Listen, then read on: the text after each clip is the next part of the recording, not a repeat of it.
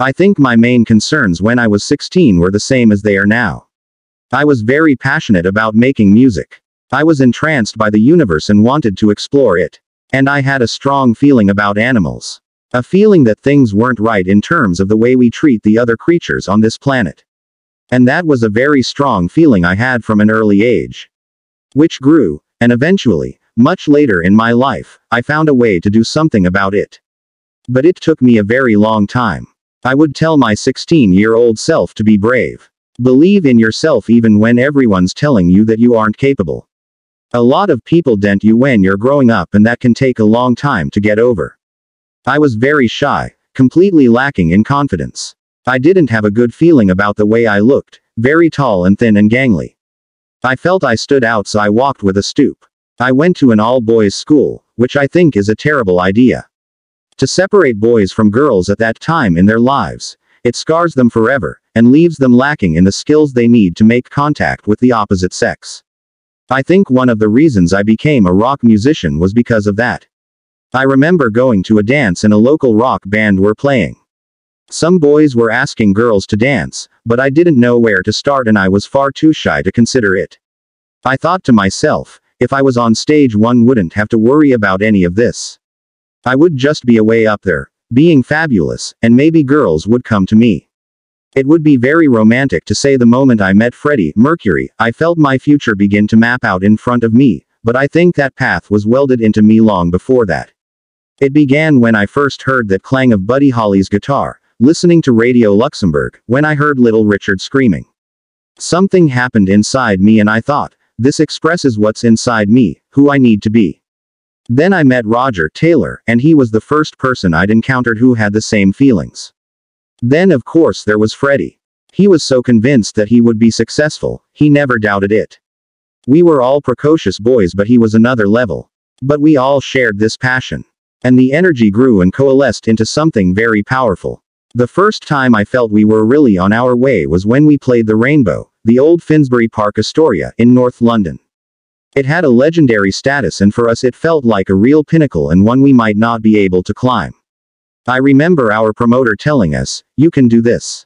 It was our first UK tour, and he said, "You can cap it all at the end by headlining the Rainbow." And we looked at him with doubt. But we sold it out, and it was a triumph. That was a very strong moment in starting to believe that we could really make it.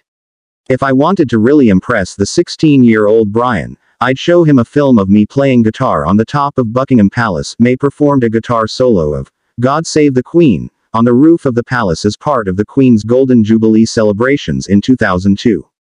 Alone and terrified, but facing the fear and pulling it off. That was probably the most challenging moment of my musical life. And it was also life-changing. I'd prepared everything I could, but a million things could have gone wrong and I'd have looked a fool, standing away up there, getting it wrong. So there was a moment of letting go. I had to abandon the situation to a higher power. I'm not normally a very religious person, but that's what happened. And when it finished, and the last note was drifting over the air, I just put my hand up to the sky and said, "Thank you, God." You had to recognize that there was this element. It was a real voyage of the mind, to go through with that and not run away. It was an extraordinary feeling, and I remember afterwards thinking, I will never feel nervous about anything ever again. Though I was wrong about that. When you've got through severe depression, you feel it should be a real learning curve. May suffered depression in the early 1990s while dealing with Freddie Mercury's death, the collapse of his first marriage and the death of his father. And you should be able to give good advice to other people. But I haven't found that to be the case.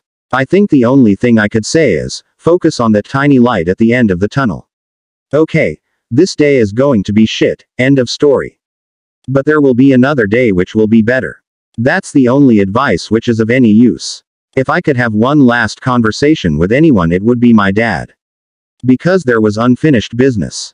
I never got the chance to wrap things up. What would I ask him? I can't tell you. I was very close with him growing up. He encouraged me in many ways, including helping me build my guitar, despite the fact that later on he thought I was throwing my life away by becoming what he regarded as a pop star rather than a scientist. Yeah, I should probably write a whole book about my dad because there's a lot of stuff there.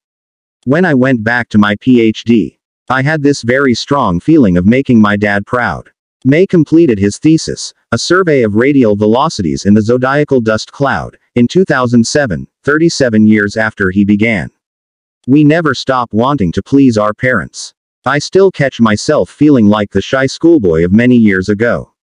If I go into a room of people I've never met before, I have exactly the same feelings of smallness as I did when I was 16. Nobody knows me, everyone's going to think I'm a bit strange. I don't know how to start a conversation. It's a complete shock to me when people treat me like someone they look up to or might be excited about meeting. People say, "Oh, you're very humble," but that's not it. It's actually that I haven't reprogrammed myself from those days. If I could go back to any moment in my life, it would be waking up on my 9th birthday and finding a guitar at the end of the bed. That was a magical moment. I remember the look of it, the color of it, the smell of it, the feel of it. I immediately put my fingers around it and started trying to make the extended chords my dad had taught me on the ukulele. It was an acoustic guitar and it was expensive, and I knew my mum and dad had stretched to buy it. That guitar stayed with me for a long time. I learned to play on it. And I still have it now. Thank you for watching. Don't forget to subscribe, like, share, comments.